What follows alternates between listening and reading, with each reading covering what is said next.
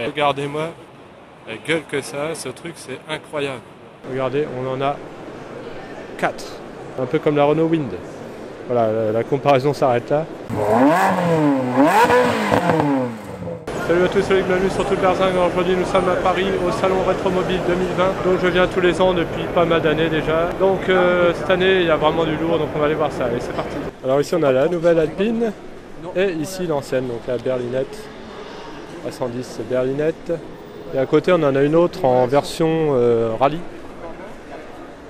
Alors là on est sur un stand où il y a pour 6 millions de voitures à peu près, puisqu'on a que des 300 SL en coupé ou cabriolet. Alors regardez ça, des voitures super belles. Donc voilà, là il y en a deux autres ici. Hop, les intérieurs vraiment top. Regardez-moi ça là ici. Des voitures vraiment mythiques hein, avec les portes en papillon. Là on a une version roadster avec un hardtop. Donc là voilà, là il faut compter à peu près 1 million de pièces. Ça donne une idée un peu du salon. Alors ici nous avons une Bugatti type 57 coupé Atalante. Alors ça c'est une de mes voitures préférées. Elle est vraiment magnifique. Alors regardez-moi ça, en plus elle est ouverte, on va pouvoir vous montrer l'intérieur. Donc ça c'est super classe. Grand volant, intérieur tout bois, chrome. L'avant de la type 57 coupé Atalante. Alors ici une Bugatti type 54. Donc elle a l'air plus grosse qu'une type 35. Ici on a une Bentley. Donc ça c'est Bentley qui faisait les 24 heures du Mans. Donc ça c'est des trucs, c'est énorme. Alors celle-là c'est une Thornycroft. Je ne connaissais pas du tout, le 1903. Regardez là. Donc ça c'est le klaxon en fait qui sort là. 1903 c'est vraiment une des premières voitures. Hein. Là on a été perché très haut, c'est un peu comme les calèches hein, finalement. Alors là on a une Lancia Rally. Alors là on a carrément une des premières voitures, donc 1886, une Benz Patents Motor. Donc là c'est vraiment une des premières automobiles de l'histoire.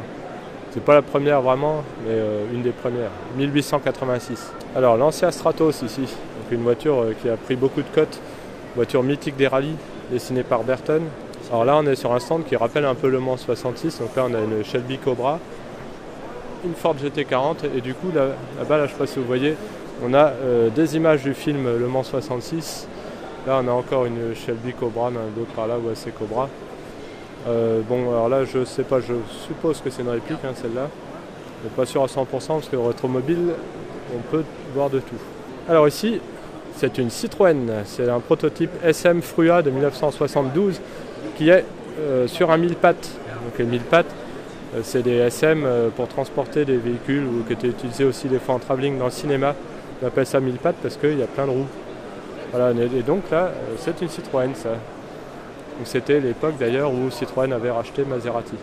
Alors Ferrari F355 GTS, donc le modèle d'avant la mienne, qui a très bien, qui a bien vieilli aussi. Moi j'aime bien ce modèle-là. Après le truc c'est que elle est chère d'entretien. Donc là on a par contre la fameuse grille Ferrari.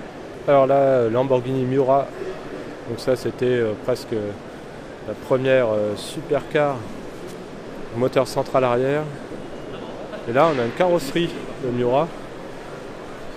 Donc là, a priori, on a un V12 de Miura. Et donc l'avant. Alors, ce qui est sympa sur la Miura, regardez, là, c'est les cils. Les cils, là, sur les phares. Ça fait un peu comme des yeux, du coup. Alors, Alfa Romeo SZ. Donc ça, c'est un coupé Zagato. Aux formes particulières, il faut aimer, mais très rare, très recherché aujourd'hui. À côté, on a une Facel Vega. Facel Vega FV4 de 1957. Bon. Alors ici, on a une Venturi 600 SLM. Donc ça c'est une version circuit, elle n'est pas homologuée route celle-ci. C'est un modèle encore au-dessus d'un 400, marque française. Hein. Sur ce stand on a encore une très belle Miura, dans une très belle configuration, donc rouge avec les jantes or, ça j'aime beaucoup. Dessinée par Burton aussi. Hein. Alors Lamborghini Miura encore là. Alors là on a un stand de malade d'ailleurs. Hein. Puis regardez, donc on a une Miura, là on a une Maserati MC12 Racing. Et alors là on a toute une alignée avec une Ferrari Enzo en couleur Grigio Eloy, donc c'est un espèce de gris bleu ciel, c'est vraiment superbe, très rare de cette couleur. Donc la Enzo, pour rappel, donc c'est 399 exemplaires, donc V12 665 chevaux.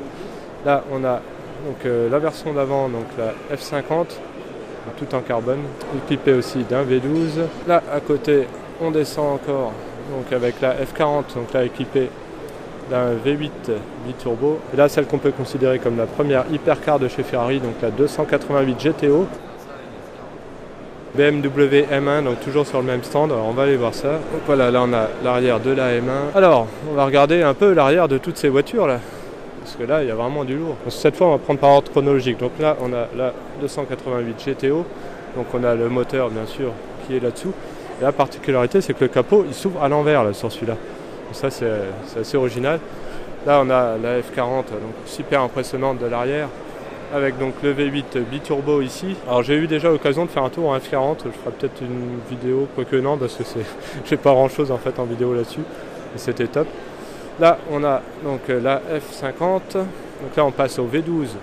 Alors, regardez la grille comme ça, là, on voit tout derrière. Là, sur le dessus, on a le V12 sous vitre.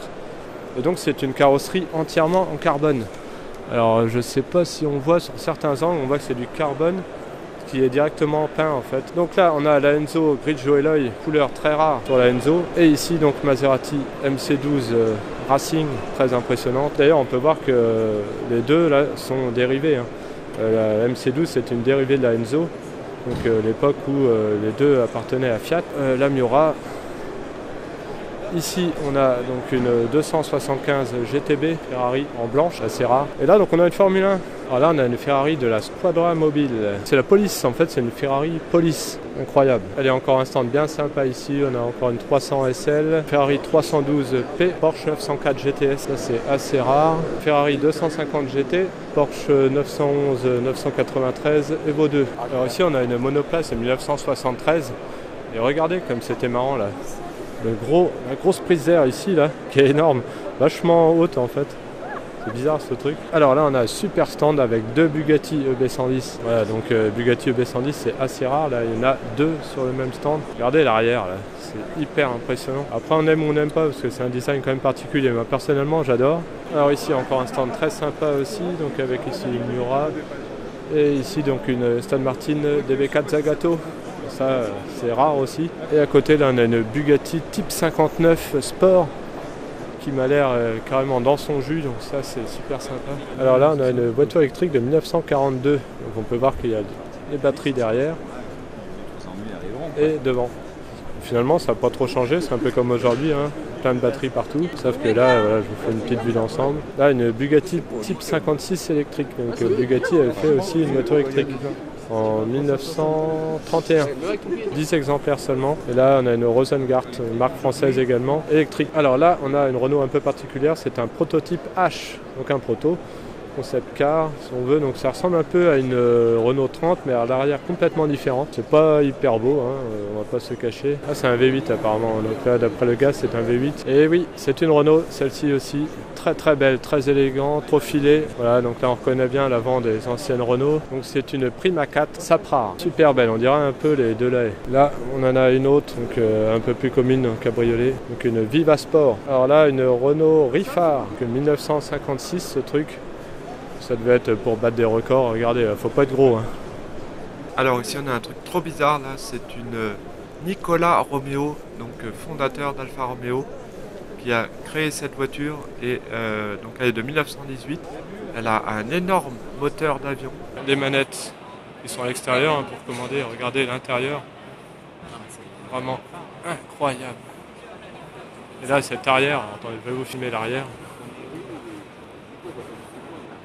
Regardez-moi la gueule que ça a, ce truc c'est incroyable. Ah, je suis fan, regardez l'échappement là, avec le gros collecteur et tout. Donc voilà, à l'intérieur, vraiment génial. Allez, encore un stand bien sympa avec une Ferrari 512 BB. Donc BB pour Berlinetta Boxster, donc ça veut dire que c'est un moteur, un 12 cylindres Boxster, donc à plat. Alors là on a une Jaguar XK120 avec une bulle. En fait c'est un prototype 277 km/h. Alors Ferrari 342 America. Donc là-bas derrière on a une Audi Quattro. Là on a une Maserati 250F. Donc celle-là elle a gagné avec Stirling Moss. Alors Pegaso Z102 1954. Donc Porsche 356. Et encore une Miura, donc la même configuration que celle que tout à l'heure. Donc rouge avec les jantes en or, la bas de caisse or. Alors ici, eh ben, c'est une Porsche. Alors une Porsche avant que la marque Porsche soit réellement créée. Et donc c'est la première voiture hybride. Alors j'ai pas accès, je sais que c'est la première voiture hybride. Après, je ne sais pas exactement comment elle fonctionne. Je suppose qu'il y a électrique et autre chose, donc essence ou gaz, je ne sais pas trop. Dites-moi en commentaire si vous savez ce que c'est exactement. Ce qui est sûr, c'est que c'est la première hybride. Je ne sais pas si vous voyez la taille des roues, je suppose qu'il y a les moteurs électriques peut-être dedans. Alors là, on est sur le stand du pôle historique de Lamborghini avec une Miura et là une autre Miura en vue éclatée. Carrosserie, quelques éléments du moteur, là, les pistons. Il y a encore un stand sympa avec une Maserati Barchetta, Maserati Casmine. Là on a une Mexico, là on a une Maserati Bora, Ghibli Coupé, et là une Ghibli Spider ici. Là on a une Mistral. Donc là en fait on est sur le stand de Trident Classique 3500 GT. Donc ça c'est une des premières Maserati en Spider et ici en coupé. Alors une Ferrari assez rare, là une 550 Barchetta. Je crois qu'il n'y a que 348 exemplaires. Et à côté on a une Jaguar Type D. Alors ici on a Bugatti Veyron Grand Sport Vitesse, une tuerie. Donc voilà à l'arrière, là regardez comme c'est impressionnant, en plus c'est une super belle couleur. Alors là on est sur le stand de Fiskens, donc là on a une Ford GT40. Alors vu qu'on est au rétromobile, c'est peut-être une vraie, capable de vous le dire. Là on a une Jaguar Type C, Aston Martin DB4 convertible. Et une voiture là, que j'adore vraiment, donc c'est la Talbot T26C. Alors celle-là, je vais vous filmer un peu plus près à l'intérieur, donc Talbot Lago Record. Donc c'est les Formule 1 hein, des années 30, 20-30, avant-guerre en tout cas. Et ouais, c'était vraiment terrible ces voitures-là, franchement, je suis fan. Là on a donc la Jaguar Type D, là on a une Type E, cabriolet, Ferrari Maranello. Alors là je vois pas d'ici si c'est une 550 ou 575 en version donc Racing. Là on a une Audi de 24 heures du Mans, proto Audi, Ferrari la 275 GTB en jaune. C'est une Ferrari 312, donc de Jackie X. Alors là on a une Ferrari, par contre là je ne saurais pas vous dire le modèle exact. On en a une autre ici, donc celle-là par contre ça doit être une 275 GTS je dirais. Pas sûr à 100%. Elle est vraiment spéciale celle-ci. Hein. Avec la roue de secours là. Incroyable. Alors ici plus classique on a une 275 GTB. Alors Lancia Flaminia Sport. Celle-ci ça doit être une Aston Martin je dirais, je vais vous confirmer ça tout de suite. Oui voilà, donc là c'est une Aston Martin des 24 heures du Mans.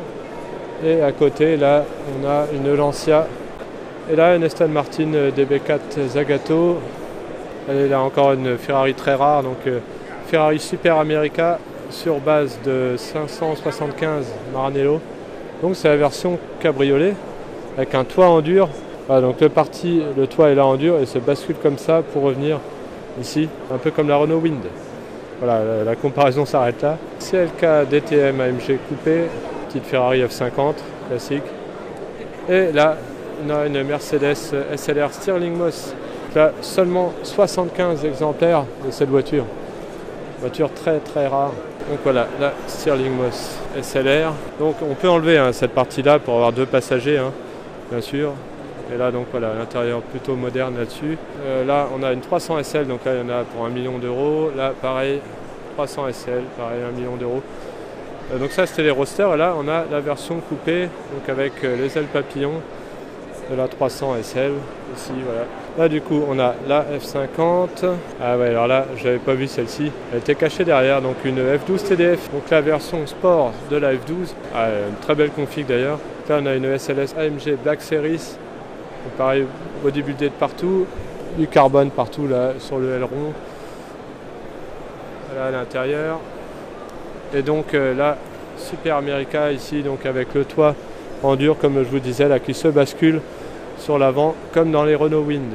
Voilà, très belle, donc celle-là je ne sais plus combien d'exemplaires, il y en a je dirais 400, la louche a confirmé. Allez, là on a une voiture très rare aussi, donc Donkerwurth GTO 40.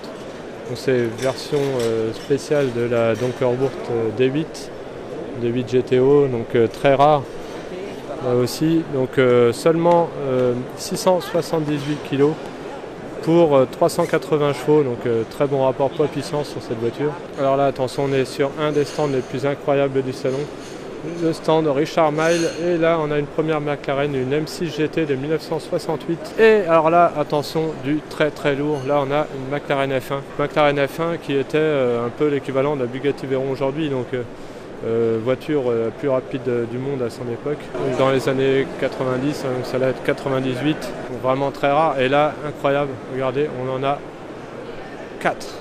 Là, c'est déjà rare d'en voir une, là on a carrément 4. On a la version GTR ici, version course, et ici donc la version en Speedtail. Donc pour le Mans, voilà en configuration la Golf, incroyable, donc rallongée de l'arrière. Une voiture voilà, de 600 chevaux, incroyable. Là on en a encore une donc, en version GTO 1R. Donc regardez cette gueule franchement. Là l'arrière donc de la Speedtail. Donc, là on a l'arrière ici là, donc, de la F1 et on va aller sur le bord là. Regardez ça, c'est terrible. Derrière là-bas on a une Senna, donc on va aller la voir. Donc ici la Senna GTR. À côté donc de la McLaren F1. Donc voilà, là c'est incroyable. Une Senna, alors c'est une voiture que je trouvais pas très belle au départ, mais maintenant j'adore. Comme quoi les goûts changent avec le temps en fait. C'est vrai qu'au départ je trouvais ça même horrible et finalement aujourd'hui j'adore cette bagnole. Une voiture assez rare aussi, la Porsche 550 Spider, c'est pas courant, ça coûte très cher. Là derrière on a une Ferrari 250 GT, là on a une 275 GTS, une Miura, toujours la même config décidément. Alors là je suis sur le stand de Lucas Unigag, donc ça c'est toujours un stand où il y a des trucs de malade. Et donc là par exemple on a une Bugatti type 22 Brescia, donc une des premières Bugatti finalement. Ferrari 212 Export, toujours des voitures de dingue sur ce stand. Donc là on a une Rolls, donc c'est une Silver Ghost ici. Là on a une Miura carrément encore, hein. Beaucoup de Miura toujours, hein, donc à 1 million de pièces bien sûr. Là on a une Ferrari 250 GT, on va faire le tour de l'autre côté. Alors regardez en même temps le moteur, là, le moteur de la Rolls, c'est incroyable, regardez comme c'est joli. On pourrait manger dessus, c'est tout propre, nickel. Alors ça c'est une Alfa Romeo 2000 sportive prototype. Alors regardez aussi cette Rolls là, comment elle est énorme. L'intérieur vraiment très très classe. Regardez là les petits contours, les petits détails qui tuent. Là. Le compteur donc en miles par heure. Donc ça c'est une Alfa. Là aussi on a plusieurs Alpha. Alors là on en a une qui a l'écusson de la Scuderia Ferrari. Parce que donc Ferrari comme vous le savez sûrement est née en 1947. Mais la Scuderia existait déjà bien avant puisqu'on a fêté l'année dernière les 90 ans de la Scuderia Ferrari, d'où la Ferrari SF90 qui est sortie. Donc là voilà, on peut voir qu'il y a, alors c'est bizarre parce que c'est comme s'il y avait deux moteurs, un à l'avant, un à l'arrière, et donc avec le gros logo Scuderia Ferrari, mais c'est bien une Alfa Romeo. Voilà, on a toutes sortes d'Alfa là. Celle-là c'est une Giulietta Sprint Zagato. Allez, on le filme correctement, voilà. Là c'est pareil, alors beaucoup de Zagato, hein. Et celle-là pareil, c'est Zagato. Je connais pas les modèles exacts parce que c'est assez compliqué de faire différence. Il y a sûrement des 6C dans le lot, ou des voitures en tout cas vraiment mythiques. Alors celle-là est verte, donc elle a dû courir pour l'Angleterre. Voilà, donc là plein de très belles Alpha. Là on a une encore ici, donc une Giulia Tobollar Zagato là aussi. On voit tout de suite quand c'est du Zagato, hein. Là on a encore une Alpha ici. Regardez le Zagato là, on le voit bien, généralement l'arrière est assez spécial. Allez, un petit stand très sympa aussi ici avec une Bugatti type 57 coupée Atalante. J'adore, là-bas on a ça doit être une Brescia ou ce genre là. Là on a certainement une type 35 ou type 37. Et là une autre Bugatti, donc là je ne saurais pas vous dire comme ça ce que c'est. L'arrière de la coupée Atalante. C'est très élancé, moi j'adore en fait, très profilé. Voilà. Je suis vraiment fan de ces voitures-là. Alors là, on a une Lamborghini Miura encore, donc en vert flashy. Et ça lui va bien.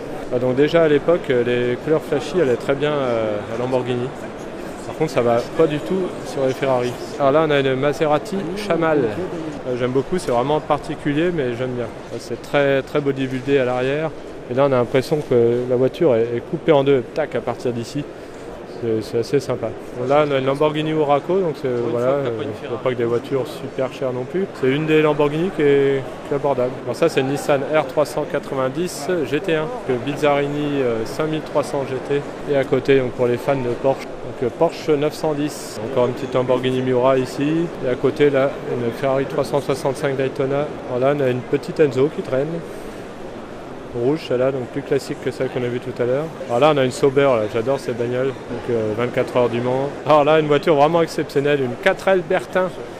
C'est une 4L coupée en fait, à moitié, regardez ça. Le truc, c'est tout rétréci. Ah génial, j'adore. Ah ouais, là, vraiment incroyable. Alors ça, c'est une Longchamp de Coucy, 350, 1953. Alors là, on a plusieurs voitures en GTC, donc là, on a 360 GTC, qui a été remplacée après par la F430 GTC et là la 458 GTC. Alors là on a une Delage, très belle. Voilà encore une Enzo, Gallo Modena. Ok, alors ici on a une F40 encore. Alors ici on a une Lamborghini Countach, donc c'est la première qu'on voit, donc c'est les toutes premières. Donc Periscopio, donc je vous l'ai déjà expliqué, mais là en fait on a une petite fente sur le toit là, c'est parce qu'en fait Periscopio, donc ça veut dire périscope en italien, puisque le prototype avait un périscope à la place du rétroviseur interne. Voilà.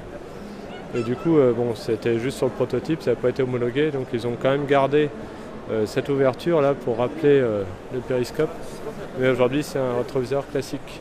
Alors à côté, on a une Porsche 959. Donc ça, c'est pareil, c'est hyper rare. Ça vaut très cher aujourd'hui. Là en face, on a encore une Miura, beaucoup aujourd'hui. Hein. Alors là, très rare, Aston Martin, Vanquish Zagato volante. Encore une Countach aussi, un peu plus récente. Voilà la Vanda Countach. Là.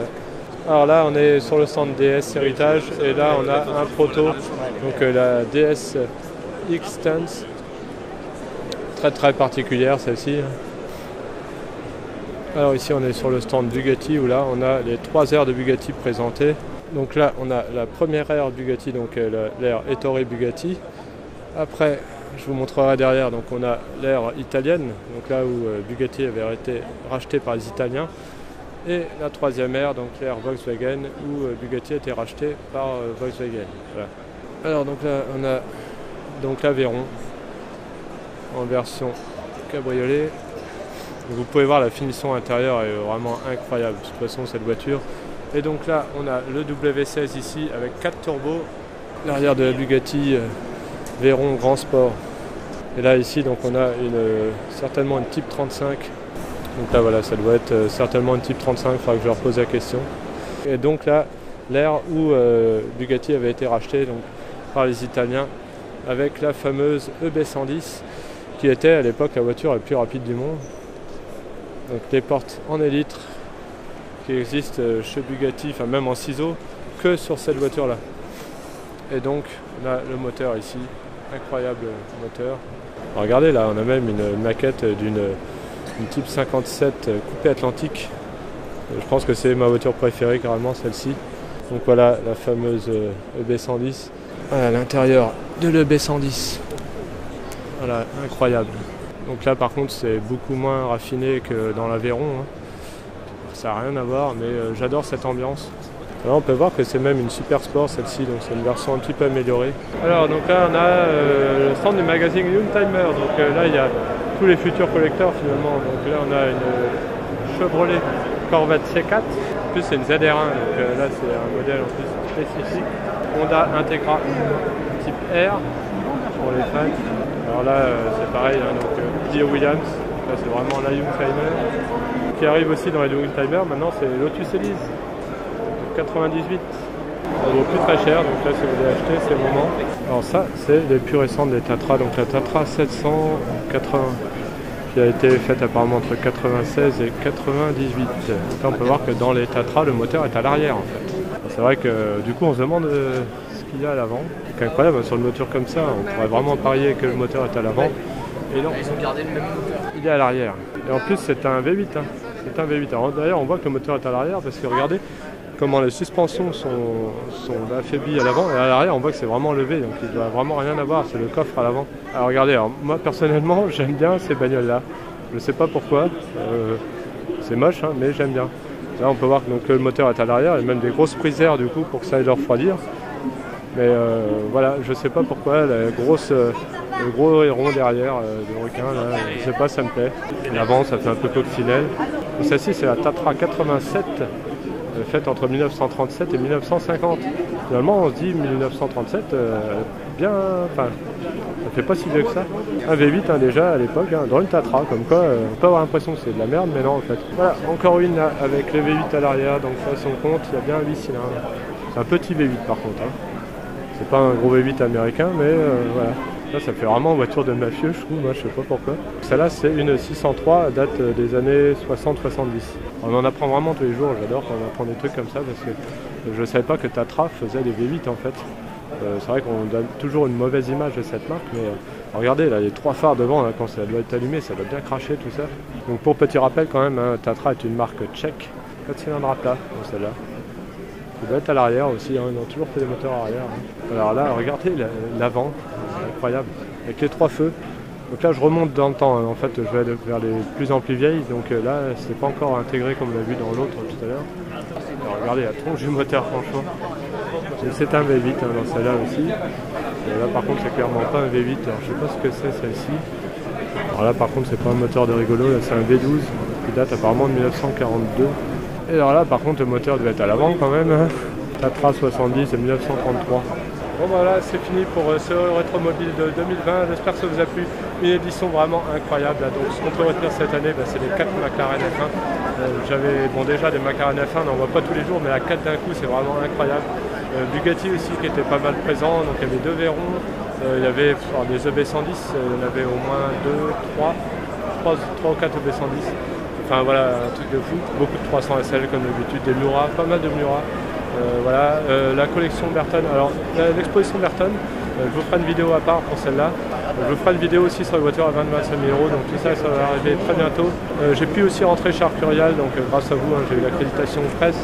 Donc du coup j'ai pu aller chez Arcurial, donc tout ça je vous ferai une vidéo spéciale là-dessus. Voilà, donc j'espère que ça vous a plu, n'hésitez pas en ce cas à laisser un like, à vous abonner, d'activer la petite cloche pour être au courant dès que je fais une nouvelle vidéo. Et on se retrouve à très bientôt sur Toute Berzingue. Salut!